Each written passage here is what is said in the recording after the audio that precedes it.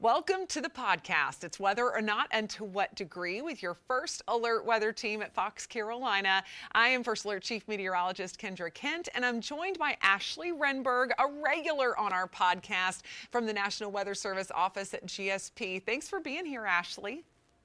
Absolutely. I always love being able to come on here. I swear I learn something new every time that we talk, Kendra. It is. I know I do.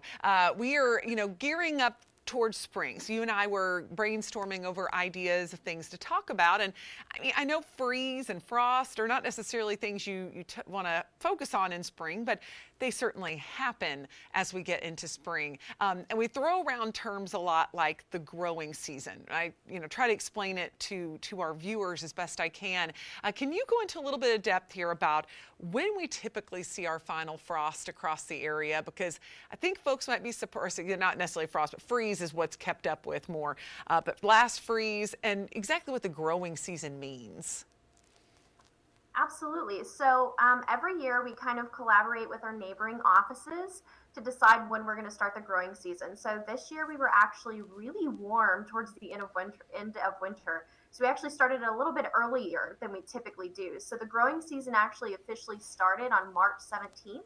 For the South Carolina upstate. So we're officially in the growing season, so that means we're going to continue issuing freeze watches or warnings or frost advisories if we're expecting any freezes or frosts in the area, really until temperatures get too warm for us to not be seeing any more frost or freeze. So we'll keep issuing those until we continue to warm through the summer. Typically, we only have to issue them in the spring because we warm up pretty quickly here. But the average last freeze for the Greenville-Spartanburg area is around March 27th. So that's looking at the climate data over the last 30 years. So from 1991 to 2020 there. So the earliest last freeze for the Greenville-Spartanburg period of record was actually back in February 9th of 1945. So That's the earliest last freeze we ever have for the area. And then the latest last freeze for our area in Greenville-Spartanburg going through the period of record was May 10th, 1906.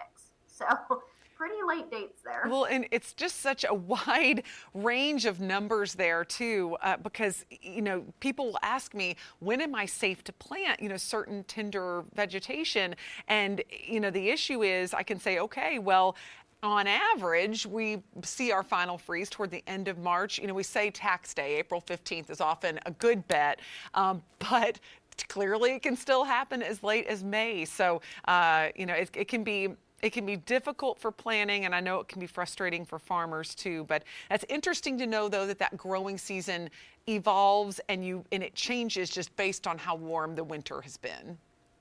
Yeah, we really just have to go off temperature, and I always just suggest to people, especially if you're looking for your local garden or trying to figure out when to plant, just try to plan the best you can. I know the weather can be, it seems at times, unpredictable with the temperature swings, but just make sure you pay close attention to those lows every night. And if we're expecting frost, we'll have it in our forecast discussions, or we're going to be issuing a frost advisory for areas where it's been warm enough where the growing season's already begun. So right now it's portions of the North Carolina Piedmont and the South Carolina upstate. So those areas, we actually, I think, had a freeze warning issue this morning that expired since temperatures are now warm enough this afternoone.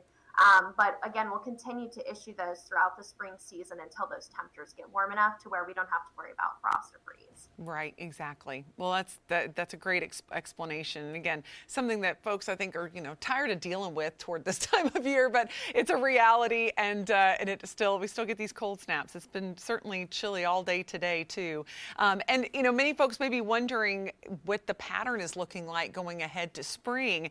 What are our likelihoods of seeing any more of these big cold snaps? And things are looks like a little warmer than normal. Yeah, for the spring outlook, so this is going to be for April, May, and June. This just came out on March 21st from the Climate Prediction Center. So we actually have about a 40 to 50% chance of seeing above normal temperatures and above normal precip. We kind of saw that through El Niño, and we're kind of in a transition phase. El Niño tends to quickly transition to neutral, which we're going to discuss here in a minute. And we talked about that a little bit on the last podcast, but don't worry. If you weren't listening to that episode about El Niño and La Niña, we're going to go over it together here shortly. But again, it looks like we're going to be above potentially normal in precip and temperatures, about a 40 to 50% across the Carolinas. Yeah, and that really did kind of translate this past winter. You're right. And not that it was, per se warm, every single day, but it did seem that we only had maybe a couple of periods of real extreme cold during this past winter. And then otherwise, we had a lot of just, borderline cold rain events that kept the snow lovers still wishing. Our snow drought is just, incredible. I still can't believe that they've gone the longest in Charlotte and Asheville of not seeing snow, and we're going to be coming up on that this upcoming November, I believe, at GSP, right? Yes, I believe that is correct. So we have several more months left, but it's pretty untypical for us to see snow east of the mountains. Right. Since I said that, watch, it's probably going to happen. Yeah, well, it's been a weird year. Yeah, but I think that I have a feeling we're having a record-breaking snow drought. But yeah, let's get into it a little bit as we have a couple minutes left in the podcast. A little bit more on El Niño, just because it's something that we do talk about so much, and it really did have a huge influence on our winter forecast. And now that we're going into spring, still is going to be holding on, even though we're going to be transitioning out, right? Exactly. We are going to be transitioning out potentially. So just a quick reminder that El Niño, the ENSO, is the El Niño Southern Oscillation. It's a recurring climate pattern involving changes in the temperature of waters in the central and eastern tropical Pacific Ocean. So during El Niño, which is what we're currently in, we have above average sea surface temperatures in the central and eastern tropical Pacific Ocean. So basically that means that low-level surface winds, which normally blow from east to west along the equator, they weaken, or in some cases they start blowing in the opposite direction, so from west to east. La Nina is the opposite of that. That is below average sea surface temperatures in the central and eastern tropical Pacific Ocean, and the normal easterly winds along the equator become stronger. But right now, the current forecast is that we're still in El Nino in the northern hemisphere, and there's about an 83% chance of a transition to ENSO neutral by April to June. So that's coming up here quickly. And neutral basically means there's not an El Nino or La Nina. Often the sea surface temperatures in the tropical Pacific are close to average. So there's not really one or the other sticking out. So we really wanted to get to the point of, okay, well, how's this going to affect our severe spring weather season here in the Carolinas, right? Well, I have this map here on the left, and it's the influence of El Nino typically across the U.S., but I focused in on the Carolinas since that's what we're most concerned about. Areas in purple typically have more frequency for severe weather, and areas in the browns and like the tans have a lower. So on the top map, it's a map of tornadoes, and on the bottom, it's hailstorms. So as you can see in the Carolinas, we typically are near normal for our severe weather season here during El Nino, but we're expected to transition to neutral potentially quickly in the next couple of months. So the Carolinas typically see a slight reduction in springtime severe weather during El Nino, but that does not mean we can't have a bad severe weather season. I want to emphasize that because even though El Nino tends to disappear quickly during the spring and shortens the amount of time which it can affect us here in the Carolinas, it tends to be quite variable from year to year. So not every year is going to look the same. Not every El Nino year is going to look the same, right? Not every severe weather season is going to look the same. And it's going to depend more on the local patterns here. So we could have a really strong system come through, and like we say, it only takes one system, right, to really kind of run everything for us and to have a really memorable event. So typically in El Nino, we see a near normal severe weather season. And I did want to credit the North Carolina Climate Office for this information because they were a great help trying to find this data. Yeah, this is really interesting. It is very interesting, and I have links I can send you more stuff with, Kendra. I'm sure you would love to read the science behind it. And any of those out there who really want more information, you can Google this. Just look up El Nino's impacts in the Carolinas. You can find this link and information. But they were really grateful in explaining the difference between La Nina and El Nino. But we really wanted to focus on El Nino since that's currently what we're in now. But as you can see, typically see a near normal season, but Kendra, like we always say, you always want to be prepared because it only takes one storm, right? Oh yeah, and again, and you never know when it could be. I mean, we could easily have a big severe event in early April, or just as easily in early May. And in my experience here, it's really anytime between early March and really late May, and then that's when you transition into the summer variety storms, which can be just as impactful. So that's going to be a whole other podcast for us. But I will say I'm a little bit surprised that El Nino would translate to a lower incidence in severe weather when you just think of El Nino making a more active weather pattern. You end up with more precipitation overall with El Nino. But at the same time, I think about past La Nina years, and those have tended to be some pretty active severe weather seasons for us.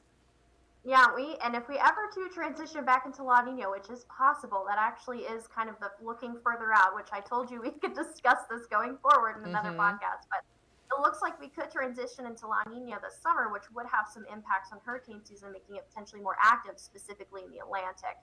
So we can definitely talk more about that in the future.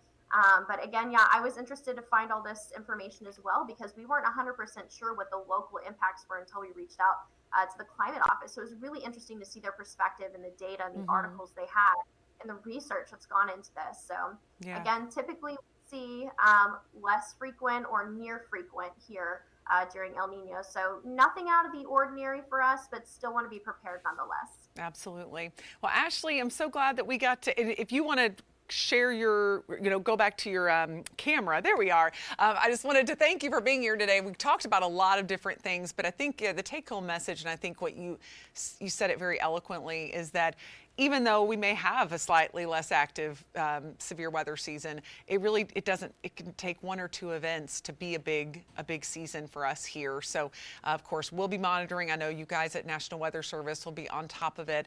And then stay tuned. In a couple months, we'll be getting into the nitty-gritty of summer weather. And maybe we'll know a little more at that point as to whether La Nina is going to be more of a thing next year. So yeah. And then we get to talk all about that, because I feel like El Nino was this huge headline this year. And the craziest stat that almost every single state in the United States got snow. We got a little bit. We got like a trace, right? But that was just about all South Carolina could get out of El Nino this year. Yeah, everyone was asking me, why didn't we get any snow? And I tell them, we had enough moisture. We just didn't have enough cold air. They thought I was going to give them a much cooler answer. Yeah, right? That's really all it comes down to. You have to have the cold air and the moisture. And when they ask me, well, where do I go if I want to see snow? I say, go along the North Carolina-Tennessee border during a Northwest Slow snow event, because that's going to be your best bet to see snow every year. Absolutely. Good advice. All right. Well, Ashley, thanks again for being with us. And we'll talk about more of those forecast challenges as we get into the summer a little bit later on. And if you have an idea for a podcast, be sure to email us, kendra.kent@foxcarolina.com. But that wraps it up for us today. And we'll see you soon.